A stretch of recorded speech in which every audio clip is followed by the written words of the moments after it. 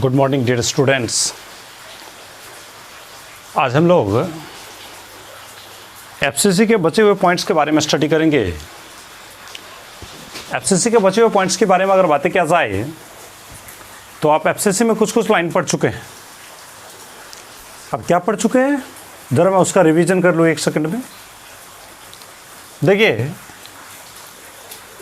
FCC के बारे में अगर बोला जाए तो नाम ही इसका होता है face centred cubic crystal system. यानी अगर इसके लैटिस पॉइंट के बारे में बात किया जाए तो कांस्टेंट पार्टिकल्स का मतलब होता है बनाने वाले अवयव। और सॉलिड स्टेट में कांस्टेंट पार्टिकल्स या तो आप एटम को लेते हैं या मॉलिक्यूल्स को लेते हैं या आयंस को लेते हैं। तो इसके कांस्टेंट पार्टिकल जो रहते हैं वो कहाँ रहते हैं, तो कॉर्नर के साथ साथ फेस सेंटर पे रहते हैं। कंस्टिट्यूएंट पार्टिकल किस पोजीशन पे रखा गया है वही उसका बनता है लैटिस पॉइंट। तो कंस्टिट्यूएंट पार्टिकल रखा जाता है कॉर्नर के साथ साथ फेस सेंटर पे। और अब देखिए, इसमें अगर जेड वैल्यू की बात किया जाए, जेड क्या बताता है, तो देखिए सबसे पहले एफसीसी में रखा जाता है कहाँ पे, एटम को, तो कॉर्नर के साथ साथ फेस सेंटर पे। एफसीसी में कंस्टिट्यूएंट पार्टिकल को कहाँ रखा जाता है, कॉर्नर के साथ साथ फेस सेंटर पे। दूसरा पॉइंट, एफसीसी में z का चर्चा अगर किया जाए, z का वैल्यू क्या होगा, तो आपको पता है कि कॉर्नर से कितना आता है 1/8 और ऐसा कितना कोना 8 कोना प्लस। फेस से आता है 1/2 और ऐसा कितना फेस 6 फेस। ये जो भी है वो कहाँ से है, कॉर्नर से है। और यहाँ पे जो भी है वो कहाँ से है, तो आपके फेस सेंटर से है। और इस तरीके से 8 कैंसिल हो जाएगा तो कितना आएगा 1 + 2/3 6, तो 3 × 3 हो जाएगा। यानी एफसीसी में z का मान कितना होगा 4। यह आ जाएगा। अब देखिए, एफसीसी की टचिंग कंडीशन की बात किया जाए तो टचिंग कंडीशन में आपने साबित किया था √2a = 4r। कैसे होता है ये अगर आपको देखना है तो आराम से इसके लिए आप पिछले लेक्चर में जा सकते हैं, जहाँ पे a क्या होता है, क्यूब का भुजा की लंबाई, यानी इज लेंथ ऑफ क्यूब या साइड्स ऑफ क्यूब। अगर यहीं से a निकालने की कोशिश करें तो a बराबर क्या हो जाएगा 4r और बट्टा में हो जाएगा √2, ये हो जाएगा।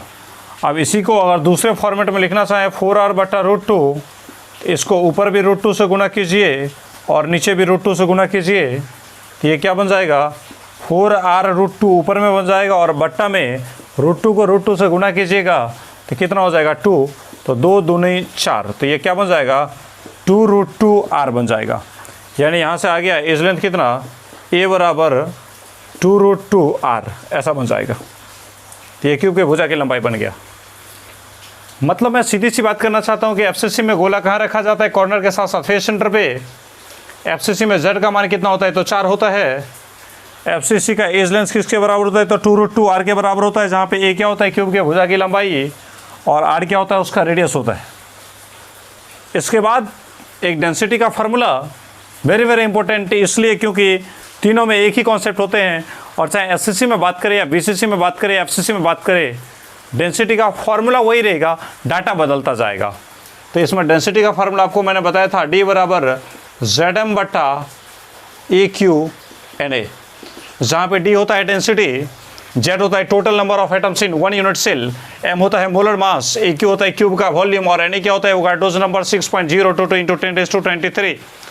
इस नंबर को सबसे पहले एवोगाड्रो ने दिया था। तो ये आपके सारे बेसिक जानकारी मैंने दे दिया। अब इसके बाद आपको पढ़ना है किसके बारे में, तो पैकिंग फ्रैक्शन के बारे में। देखिए, पैकिंग फ्रैक्शन क्या होता है। पैकिंग शब्द का मतलब ही होता है भरा हुआ, ठुसा हुआ, कोचा हुआ, छेका हुआ। जैसे बोलने की भाषा में हम लोग नहीं बोलते हैं क्या, कितना % जगह पैक हो गया है, मतलब कितना % जगह भरा गया है, कितना % जगह छेका गया है, कितना % जगह कोचा गया है, कितना % जगह ठुसा गया है, ऐसे मैं बातें कर रहा हूँ। तो पैकिंग फ्रैक्शन यानी भरैया, ठुसैया, कोचैया, छेकैया, ऐसे मैं बातें कर रहा हूँ। फ्रैक्शन का मतलब एक में, पैकिंग मतलब भरा हुआ।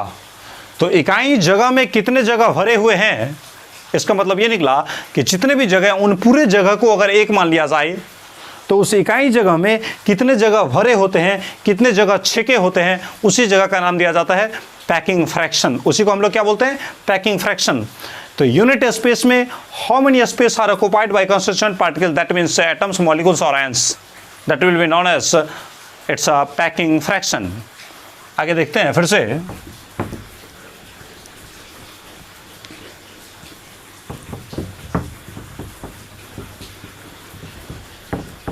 देखिएगा,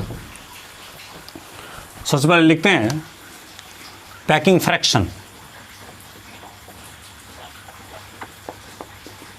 पैकिंग फ्रैक्शन ब्रैकेट में लिखते हैं पीएफ। कांस्टेंट पार्टिकल के द्वारा कितना वॉल्यूम छेक लिया गया in unit space of a unit cell. किसी यूनिट सेल के यूनिट स्पेस में कितने वॉल्यूम ऑक्युपाइड है by the constituent particles is known as packing fraction. तो मैं लिखता हूं वॉल्यूम ऑक्युपाइड बाय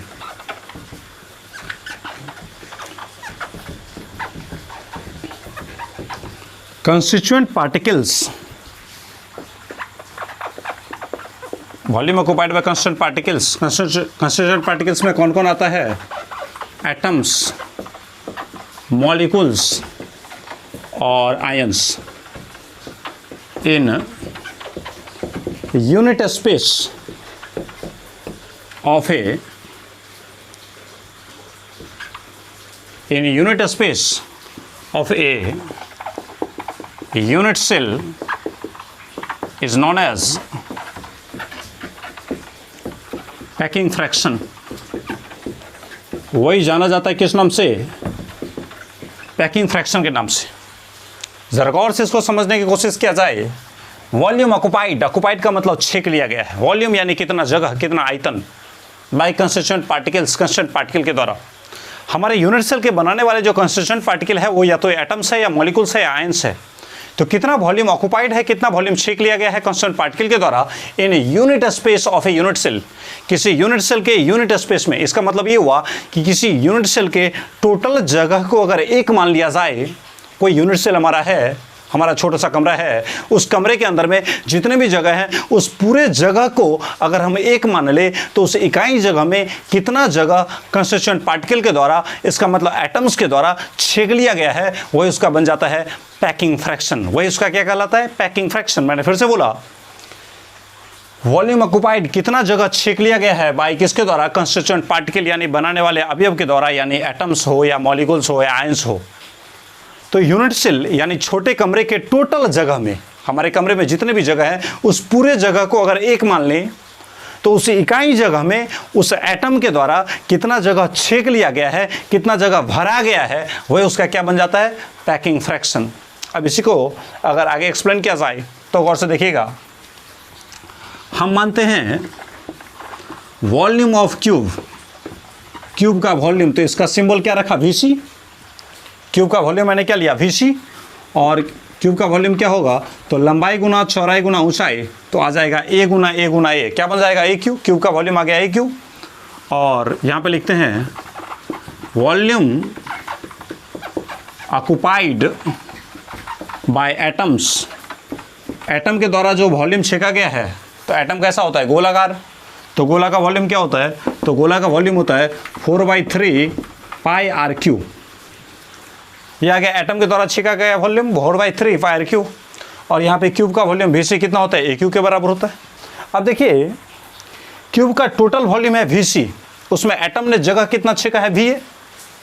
तो पैकिंग फ्रैक्शन निकालने के लिए आपको सोचना पड़ेगा कि इकाई जगह में कितने जगह भरे होते हैं, वो उसका बन जाता है पैकिंग फ्रैक्शन। तो यहाँ पे देखिए, क्यूब का टोटल वॉल्यूम कितना दिया गया है, VC। इस VC जगह में भरा हुआ कितना है, VA। कॉमन सेंस की बात है भाई, यूनिटरी मेथड का हमें एप्लीकेशन देखना पड़ेगा। आप जानते हैं कि अगर बोल दिया जाए कि 5 रुपये में अगर सिंपल सा लाइन 2 केला, अगर मैंने बोला कि 5 रुपये में अगर 2 केला मिल रहा है, तो बताओ 1 रुपये में कितना मिलेगा, तो 1 रुपये में आपको मिल जाएगा 2 और बट्टा में कितना आ जाएगा, 5 केला। अब जरा सोच सकते हैं सिंपल सा लाइन कि 5 रुपये में अगर 2 केला तो 1 रुपये में आएगा 2, आप बट्टा में आ जाएगा 5। मतलब मैं ये आपको समझाना चाह रहा हूँ, ये मैं बताना नहीं चाह रहा था। इसके बचाने का बस एक ही मकसद है कि जब 5 में 2 तो 1 में मिलेगा 2, आप बट्टा में 5। इसका मतलब ये हुआ कि जो इधर रहता है, जो राइट में रहता है, जो दाहिने तरफ में रहता है, वो चला जाता है ऊपर, और जो लेफ्ट में रहता है वो कहाँ चला जाता है, नीचे। कि अगर 5 रुपये में 2 केला तो 1 रुपये में मिलेगा 2, आप बट्टा में कितना जाएगा 5 केला। इसका साफ मतलब निकलता है कि जब एक ही नियम हम लगाते हैं, यूनिटरी मेथड का एप्लीकेशन यूज करते हैं, तो यूनिट में निकालने के लिए, 1 में निकालने के लिए राइट वाले को अप में डालते हैं और लेफ्ट वाले को डाउन में डाल देते हैं, नीचे डाल देते हैं, ऐसा। तो देखिए हमारे क्यूब का टोटल वॉल्यूम कितना है, VC। हमारे क्यूब का मतलब हमारे कमरे का टोटल क्षेत्र कितना है, अंदर का टोटल जगह कितना है, तो VC। उस VC जगह में एटम ने कितना छेका है, VA। तो कॉमन सेंस की बात है कि VC जगह में VA है भरा हुआ, मतलब एटम ने कितना जगह छेका है, तो VC जगह में VA जगह को भर दिया है, VA जगह को छेक लिया है। तो मैं इसको ऐसे लिख सकता हूं कि VC जगह में VA है भरा हुआ। VC यानी क्यूब का वॉल्यूम कितना है, VC। उस VC में कितना भरा हुआ है, VA। तो VC में भरा हुआ है VA, तो बताइए 1 में कितना भरा होगा, तो 1 में भरा होगा VA बटा VC। और आपको पता है कि 1 में जितना भरा होता है वही कहलाता है पैकिंग फ्रैक्शन। 1 में जितना भरा होता है वही क्या कहलाता है, पैकिंग फ्रैक्शन। तो देखिए VC जगह में VA है भरा हुआ, तो 1 में कितना भरा होगा, तो VA, अब बट्टा में क्या आ जाएगा, VC। और 1 में जितना भरा होता है वही कहलाता है पैकिंग फ्रैक्शन। वही क्या कहलाता है, पैकिंग फ्रैक्शन। तो 1 में भरा हुआ है VA बटा VC, तो यही क्या बन जाएगा, पैकिंग फ्रैक्शन। यानी यहाँ से हम निकाल सकते हैं क्या चीज़, तो पैकिंग फ्रैक्शन बराबर क्या होगा, VA अब बट्टा में क्या होगा, VC। चलिए ये आपका पॉइंट निकल गया। 1 में कितना भरा होगा, VA बटा VC। अब इसी चीज़ को हम ऊपर में पूरा एक्सप्लेनेशन करके लिख देते हैं लैंग्वेज के टर्म में। या तो सिंबॉलिकली लिखे, पैकिंग फ्रैक्शन बराबर volume occupied bye atoms per unit volume of cube, ऐसा मैंने लिखा है, रेशियो के टर्म में लिखा है। अब इसी चीज़ को मैं ऊपर फिर से लिखने की कोशिश कर रहा हूँ, थोड़ा समझिएगा बातों को गौर से। मैं इसको मिटा रहा हूँ, चलिए।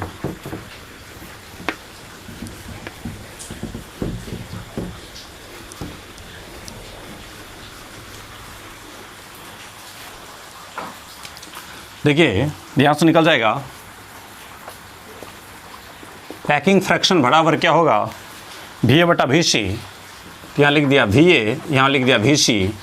अब क्या आ जाएगा, पैकिंग फ्रैक्शन बराबर VA। VA का मतलब क्या होगा, VA का मतलब क्या लिखेंगे, volume occupied bye atoms, volume occupied bye atoms. और बट्टा में क्या जाएगा, तो बट्टा में आपको आ जाता है वॉल्यूम ऑफ क्यूब, यानी क्यूब का वॉल्यूम। अब ज़रा देखिए वॉल्यूम ऑक्युपाइड बाय एटम्स यानी VA। तो VA के जगह पे आप क्या लिख सकते हैं, 4/3 पाई RQ। Volume occupied by atom, atom के द्वारा कितना जगह छेका गया, 4/3 पाई RQ। तो एटम के द्वारा जगह छेका गया है 4/3 पाई RQ। अब आप देख सकते हैं ये जो भी वॉल्यूम छेका गया वो कितने एटम का, तो 1 एटम का छेका गया है। तो 1 एटम का जगह छेका गया है 4/3 पाई RQ। तो 1 एटम के द्वारा वॉल्यूम छेका गया इतना, यानी 1 एटम का वॉल्यूम होता है इतना, तो 2 एटम का होगा 2 गुना इतना, 4 एटम का होगा 4 गुना इतना, 10 एटम का होगा 10 गुना इतना। और आपको पता है कि हमारे यूनिट सेल में टोटल कितने एटम होते हैं, इसी की संख्या को कौन इंडिकेट करेगा, Z। नहीं याद आ रहा है क्या, हमारे कमरे में, हमारे क्यूब में टोटल कितने एटम होते हैं, इसकी संख्या को कौन बताएगा, Z। इसकी संख्या को कौन बताएगा, Z। तो बताइए 1 एटम का वॉल्यूम है इतना, तो 2 एटम का वॉल्यूम होगा 2 गुना इतना, तो Z एटम का वॉल्यूम कितना होगा, तो Z गुना इतना, यानी यहाँ से आ जाएगा Z गुना इतना। और बताइए वॉल्यूम ऑफ क्यूब, क्यूब का वॉल्यूम कितना होगा, तो AQ के बराबर होगा। तो मैंने लिख दिया AQ, ऐसा लिख दिया। अब बताइए एक छोटा सा लाइन, अगर ये FCC है तो FCC में Z का मान अगर आपको याद हो, भूल गए तो कोई बात ही नहीं, मैं यहाँ पे जानकारी के लिए आपको लिख दूँ, FCC में Z का मान कितना था 4, और A बराबर कितना था, तो 2√2R। याद आ रहा है क्या, FCC में Z का मान कितना 4, A बराबर कितना 2√2R। यहाँ पे लिख देते हैं ऐसे करके साइड से, A बराबर 2√2R और FCC में Z का मान कितना है 4। तो बताइए यहाँ पे Z का मान लिख दिया 4 गुना 4/3 पाई RQ। तो यहाँ पे लिख दिया 4/3 पाई RQ और बट्टा में AQ। A के जगह पे क्या लिखेंगे 2√2R, तो A के जगह पे लिखना पड़ेगा 2√2R। और इसका क्या लिखना पड़ेगा, होल क्यूब। चलेगा, इसको अब हम आगे सॉल्व करते हैं, देखिएगा।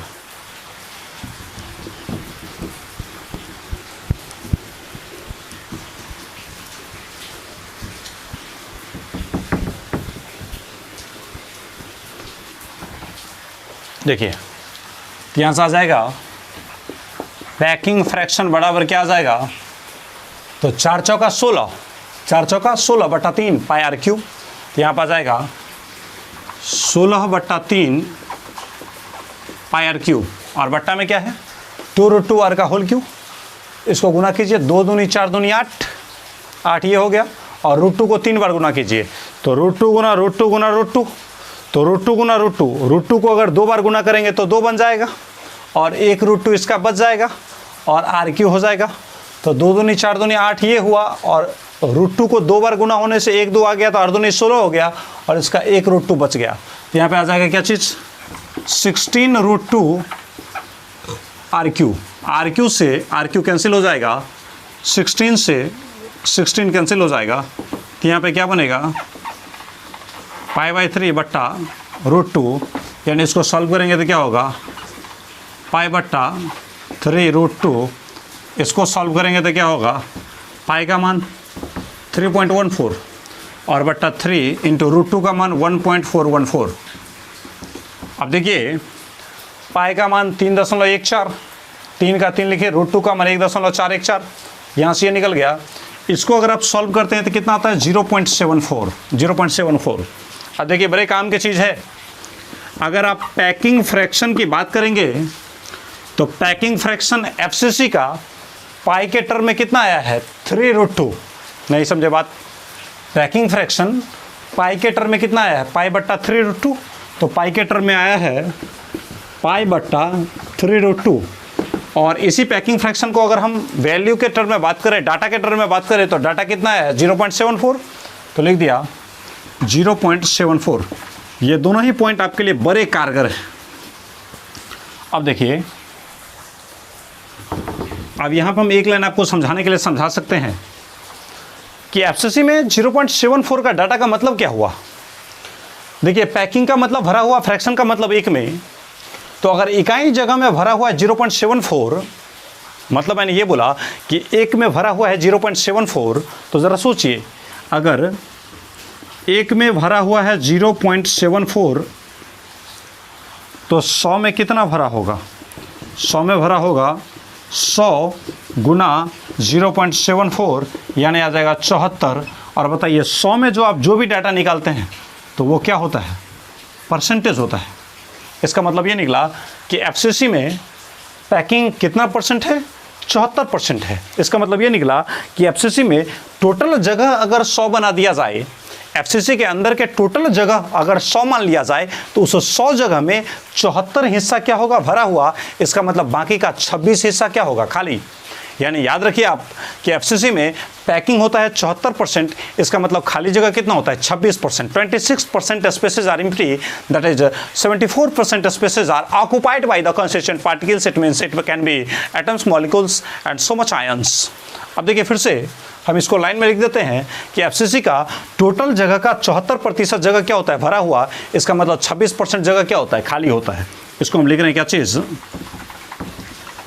इन एफसीसी 74%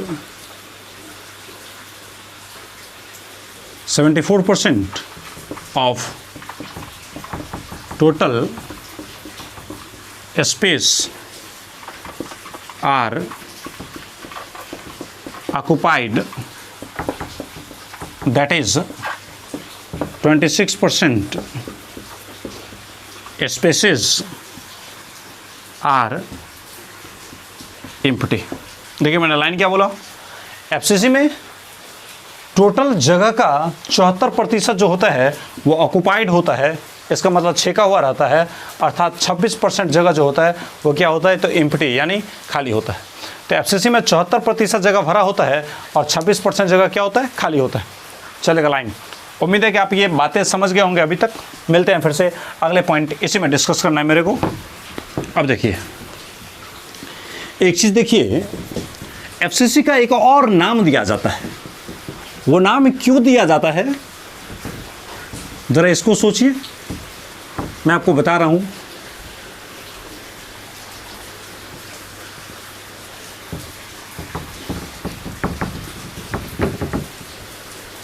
देखिएगा, मेरा कहने का मतलब यह है कि एससीसी में पैकिंग फ्रैक्शन था 52%। एससीसी में पैकिंग कितना था? 52%।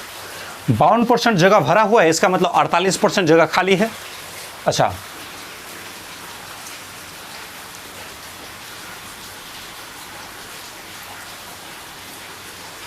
बीसीसी में पैकिंग फ्रैक्शन कितना था? 68%। क्या हुआ? इसका मतलब कि बीसीसी में अगर 68% जगह, 68% जगह अगर भरा हुआ है, इसका मतलब 32% जगह क्या होता है? खाली होता है। इसी प्रकार से एफसीसी में अगर 74% जगह अगर भरा होता है, एफसीसी में यदि 74% जगह अगर भरा होता है, इसका मतलब 26% जगह अभी भी क्या है? खाली है। तो अभी तक आपने 3 क्यूबिक सिस्टम पढ़ा है, एससीसी पढ़ा है, बीसीसी पढ़ा है, एफसीसी पढ़ा है, और यही मेनली हम लोगों को पढ़ना भी है। इसके बाद एक और यूनिट सेल का सिस्टम पढ़ेंगे, ईसीसी। लेकिन ईसीसी के बारे में उतना ज़्यादा जानकारी मुझे नहीं चाहिए। ईसीसी में बस नॉर्मल बातें, हम लोग कहाँ कंस्टेंट पार्टिकल होते हैं, बस इसी के बारे में जानकारी देते हैं। इससे ज़्यादा डिटेल हम लोग नहीं पढ़ते उसमें। आप एसएससी, बीसीसी, एफसीसी के पैकिंग फ्रैक्शन के पॉइंट से आपको ये बात पता चल गया होगा कि सबसे ज़्यादा पैकिंग, सबसे ज़्यादा भरैया, ठुसैया, कोचैया, छेकैया एटम का किस में होता है? तो भाई एसएससी में मात्र 52% जगह भरा होता है, बीसीसी में 52 से बढ़ा के 68% जगह भरा होता है, और एफसीसी में 68 से बढ़ा के 74% जगह भरा होता है।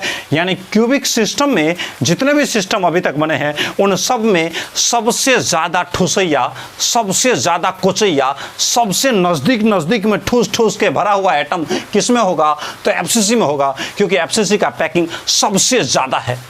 मतलब सिंपल सी लाइन में आपको बता रहा हूं कि सर एसएससी में बहुत ही कम % जगह भरा हुआ है, इसका मतलब एटम थोड़ा हट के होगा। बीसीसी में थोड़ा ज़्यादा जगह भरा हुआ है, इसका मतलब एटम थोड़ा दबा के होगा, ठूस के होगा। और एफसीसी को तो पूछिए ही नहीं, एफसीसी में पैकिंग सबसे ज़्यादा है, इसका मतलब एफसीसी में एटम एकदम कूच के, ठूस के एकदम नज़दीक में भरा होगा। यानी क्यूबिक सिस्टम का सबसे नज़दीक में ज़बरदस्त पैकिंग, सबसे ज़्यादा भरा हुआ पैकिंग किस में है? तो एफसीसी में है। इसलिए एफसीसी का नाम रखा जाता है क्यूबिक, यानी क्यूबिक सिस्टम का क्लोजेस्ट, यानी सबसे नज़दीक में। कैसे? तो क्लोज का मतलब होता है नज़दीक, क्लोजर का मतलब उससे ज़्यादा नज़दीक का, क्लोजेस्ट का मतलब सबसे ज़्यादा नज़दीक।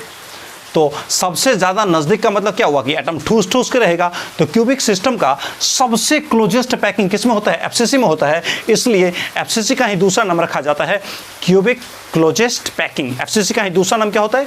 Cubic closest packing. तो देखिए मैं लाइन लिख रहा हूँ, in FCC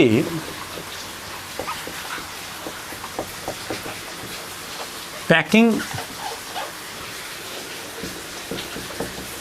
fraction is highest, so it is also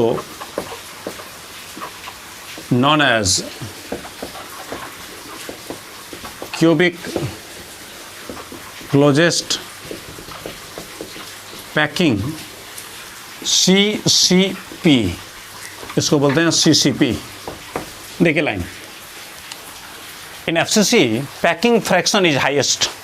packing fraction देखिए ना, सबसे ज़्यादा मैक्सिमम, इसमें 52%, इसमें 68%, इसमें 74%। तो पैकिंग फ्रैक्शन सबसे ज़्यादा किस में है? एफसीसी में है। सो इसलिए it is also known as cubic closest packing. Cubic system का सबसे नज़दीक में भरा हुआ, सबसे पास में ठूसा हुआ सिस्टम किस में होता है? तो एफसीसी में होता है। इसलिए एफसीसी का ही दूसरा नाम रखा जाता है CCP। एफसीसी को ही क्या बोलते हैं? CCP। इसका मतलब मैं ये लिख सकता हूँ,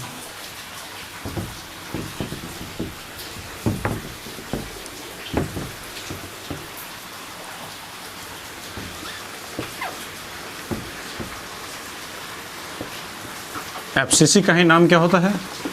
CCP। एफसीसी का ही नाम रखा जाता है क्या चीज़? CCP। इतना लाइन तो समझ गए होंगे। चलिए अब आते हैं फिर से, लाइन लिख लिए कोऑर्डिनेशन नंबर के बारे में। देखिए हेडिंग डालिएगा कोऑर्डिनेशन नंबर किसको कहते हैं? CN। देखिएगा नंबर ऑफ नियरेस्ट, नियर का मतलब पास में, नियरड का मतलब उससे पास में, और नियरेस्ट का मतलब सबसे ज़्यादा पास में।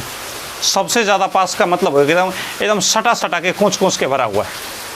तो number of nearest neighbour, neighbour मतलब पड़ोसी, number of nearest neighbour is known as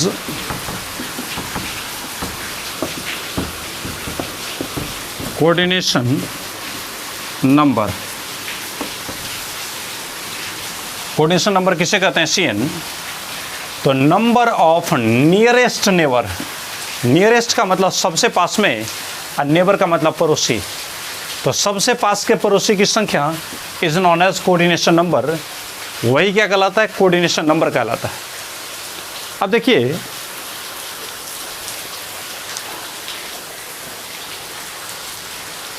इसमें ज़रा गौर से सोचिए, तो इसका कोऑर्डिनेशन नंबर कितना होता है तो वो देखना है।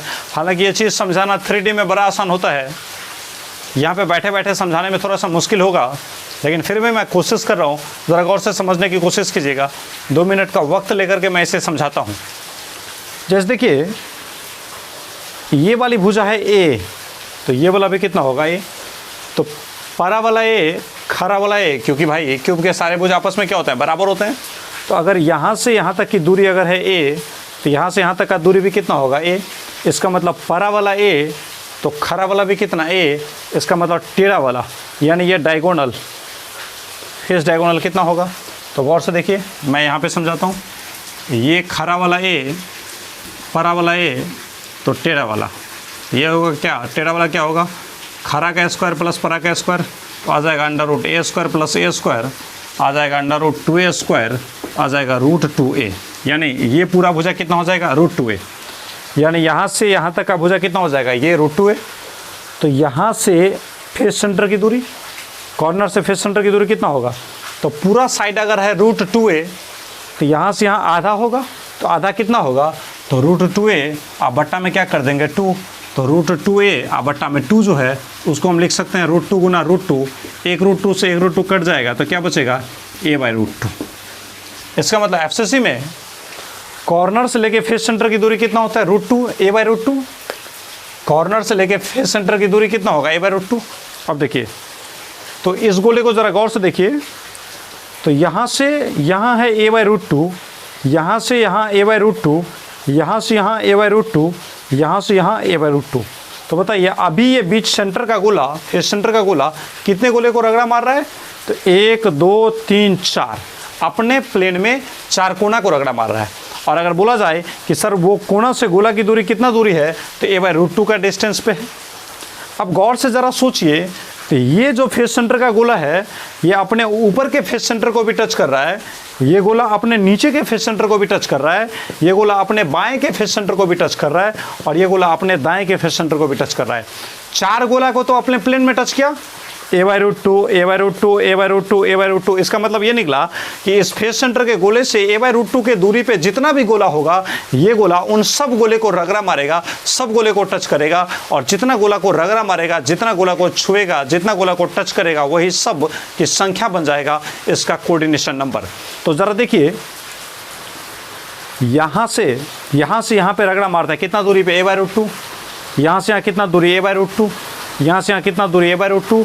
यहाँ से यहाँ कितना दूरी? A by root 2। इसका मतलब ये निकला कि इस फेस सेंटर से जो भी गोला A बाई रूट 2 के डिस्टेंस पे होगा, उन सब गोला को ये फेस सेंटर का गोला अवश्य टच करेगा। तो ये 4 गोला तो अपने प्लेन में निकल चुका है, 4 तो आप समझ चुके हैं। और ज़रा सोचिए, बताइए यहाँ से यहाँ तक की दूरी कितना होगा? A।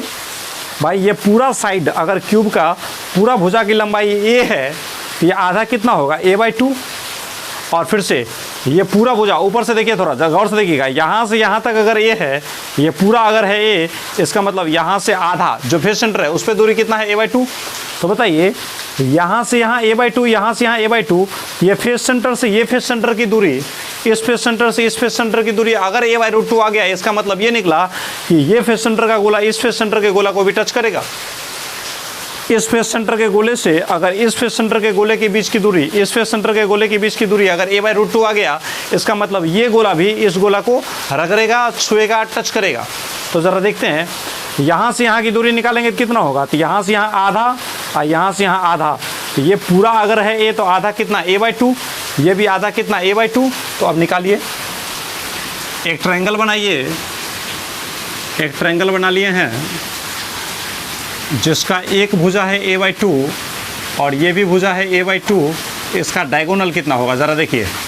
तो ये क्या आ जाएगा, अंडर रूट इसका स्क्वायर प्लस इसका स्क्वायर, तो a स्क्वायर अब बट्टा में 4, इसका स्क्वायर हो गया, अब प्लस इसका स्क्वायर, a स्क्वायर बट्टा 4, ये कितना हो जाएगा ज़रा गौर से देखिए, 2a स्क्वायर बट्टा 4, तो 2 दूनी 4 आ जाएगा, तो कितना हो जाएगा a स्क्वायर बट्टा 2, a स्क्वायर बट्टा 2 का अंडर रूट, तो ये क्या बन जाएगा a अब बट्टा में क्या आ जाएगा √2। इसका मतलब ये निकला कि जैसे इस फेस सेंटर से इस कॉर्नर के बीच की दूरी है a/√2, उसी प्रकार से इस फेस सेंटर से इस फेस सेंटर का दूरी भी कितना आ गया a/√2, यहाँ पे निकल रहा है। कैसे निकाले सर, क्योंकि यहाँ से यहाँ की दूरी a/2 और यहाँ से फेस सेंटर की दूरी a/2, क्योंकि ये पूरा अगर है a तो आधा कितना होगा a/2, ये पूरा a तो आधा कितना होगा a/2, यहाँ a/2 और a/2 कितना होगा a/√2, डायगोनल आ जाएगा a/√2। इसका मतलब ये फेस सेंटर के गोला को भी टच करेगा। देखिए जिस प्रकार से a/√2 के दूरी पे ये फेस सेंटर अपने कॉर्नर के 4 कॉर्नर को टच किया था, उसी प्रकार से जिस प्रकार से ये फेस सेंटर का गोला अपने बगल के चारों गोला को a/√2 के दूरी पे टच किया था, उसी प्रकार से यही गोला अपने ऊपर वाले गोला को टच किया, अपने नीचे वाले गोला को टच किया, अपने बाएं वाले गोला को टच किया, अपने दाएं वाले गोला को टच किया। ये कहाँ टच किया, अपने दीवार से पीछे वाले कमरे में।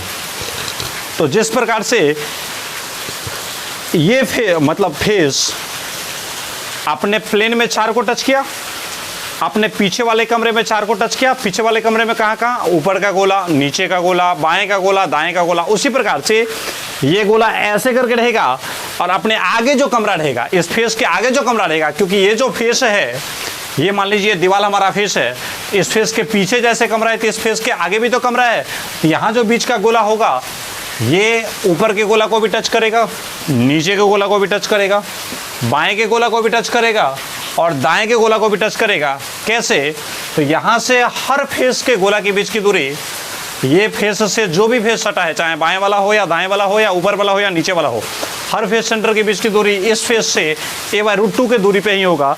इसलिए ये फेस सेंटर का गोला हर फेस सेंटर के गोले को टच करेगा। तो 4 गोले को अपने प्लेन में टच किया, 4 गोले को अपने पीछे वाले कमरे में टच किया और 4 गोले को अपने आगे वाले कमरे में टच किया।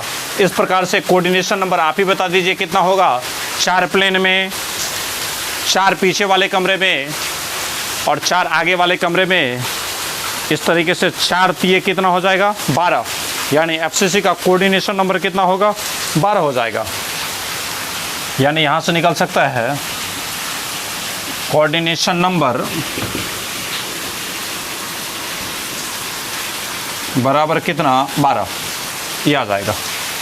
कोऑर्डिनेशन नंबर इसका कितना निकल जाएगा 12। अब ज़रा देखिए इस कोऑर्डिनेशन नंबर 12 को मैं एक बार और फिर से समझाने की कोशिश कर रहा हूँ।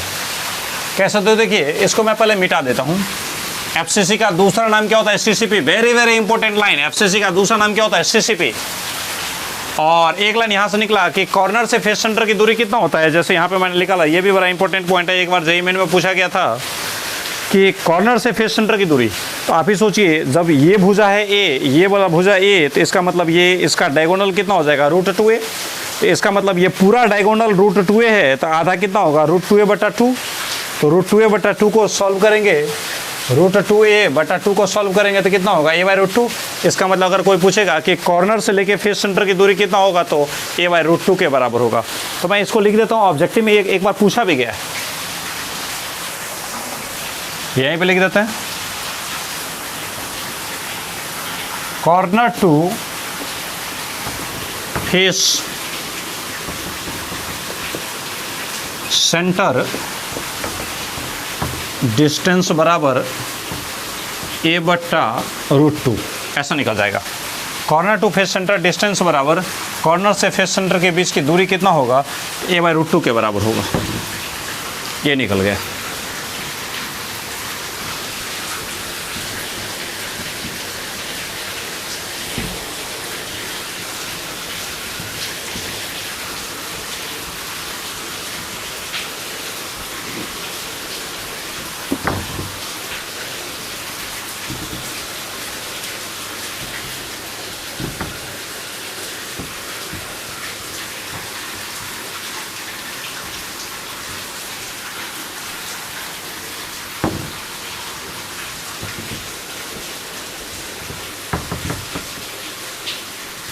चलिए,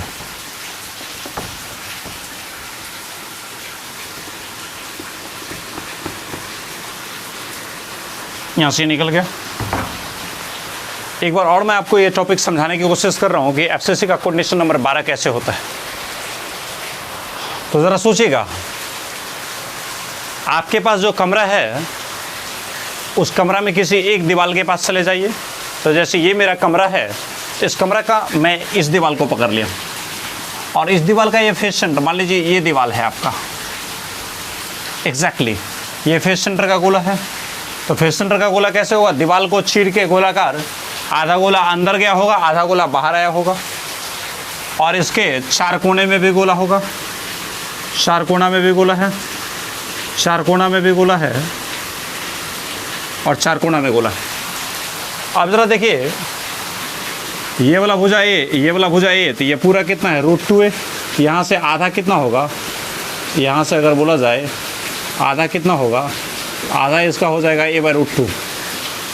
a/√2 के दूरी पे ये गोला तो टच किया, a/√2 पे ये गोला तो टच किया, a/√2 पे ये गोला तो टच किया, a/√2 पे ये गोला टच किया, यानी इस गोले से a/√2 पे जो गोला है सबको टच कर रहा है।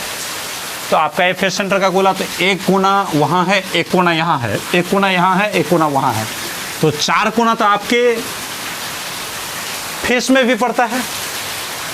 और चार गोला कहाँ होगा, देखिए यहाँ से यहाँ a/2, यहाँ से फेस सेंटर a/2, यहाँ से जो डायगोनल लेंगे हम अपने वाले कमरे के फेस का, तो कितना होगा a/√2, क्योंकि a/2 का स्क्वायर प्लस a/2 का स्क्वायर और अंडर रूट लेंगे तो ये डायगोनल आ जाएगा, तो a/√2 आ जाएगा। फिर a/2 नीचे जाएंगे, a/2 जमीन पे जाएंगे, तो वहाँ भी फेस सेंटर पे गोला है, इसका मतलब ये गोला ऐसे टच करेगा एक दूसरे को a/√2 पे। फिर यहाँ से a/2 उधर जाएंगे और a/2 बीच फेस पे आएंगे, इसका मतलब a/2 का स्क्वायर, a/2 का स्क्वायर, तो यहाँ से कितना आ जाएगा a/√2, इसका मतलब इसको टच करेगा। फिर से यहाँ से इधर जाएंगे a/2 और वहाँ से आगे जाएंगे a/2, तो उस फेस पे भी गोला होगा, ये वाला कितना हो जाएगा a/√2, इसका मतलब इसको भी टच करेगा। तो साफ मतलब निकलता है कि जैसे ये बीच का गोला अपने कोने को, चार कोना को टच किया, अपने बगल के अपने फेस के चार कोना को टच किया, यहाँ से a/2 पे ऊपर गोला, a/√2 पे नीचे गोला, a/√2 पे बाएं गोला, a/√2 पे दाएं गोला, ये क्या हो गया, आगे वाले कमरे की बात हो गया। इसी प्रकार से इसके पीछे भी तो कमरा है, तो उसमें भी a/√2 पे ऊपर गोला, a/√2 पे नीचे गोला, a/√2 पे बाएं गोला, a/√2 पे दाएं गोला, इसका मतलब कोऑर्डिनेशन नंबर कितना हो जाएगा, 12 हो जाएगा। इस तरीके से आप देखें कि एफसीसी का कोऑर्डिनेशन नंबर कितना हो जाता है, 12 हो जाता है। अब एक बात और देख लीजिए, एफसीसी में अगर गोले का पैकिंग देखिएगा, तो अगर आप कमरे में भी रहते तो मैं इस बात को आसानी से समझा सकता था, लेकिन इस पे समझाना बड़ा मुश्किल होगा, क्योंकि ये इसके और आप मेरे सामने में रहते तो कमरे में मैं गोला काट काट के आपको दिखाता एग्जैक्टली। तो यहाँ से जब आप गोला काटेंगे, तो एक बार में इस गोला को काटते हैं तो इसको बोलते हैं लेयर ए, एक बार में किसको काटते हैं, ये कोना, ये दोनों फेस और ये फेस और ये कोना, ये आ जाता है लेयर बी, और तीसरी बार में ये करता है लेयर सी। इसका साफ मतलब निकलता है कि इसमें एक बार में ये काटा ए, फिर से काटा बी और फिर से काटा सी, तो 3 बार में ये पूरा फेस कट जाता है, इसलिए इस लेयर का नाम होता है ABC ABC ABC। लेकिन ये बात आपको कब समझ में बेहतर ढंग से आएगा, जब आप हमारे कमरे में उपस्थित रहेंगे तब। लेकिन फिर भी आप इस बात को नोटिस कीजिएगा कि एफसीसी में जो अरेंजमेंट होता है गोले का वो ए बी सी, और फिर रिपीट होता है पुराना वाला लेयर ए बी सी, इस तरीके से। तो इस लाइन को मैं लिख देता हूँ, very very important line. FCC follow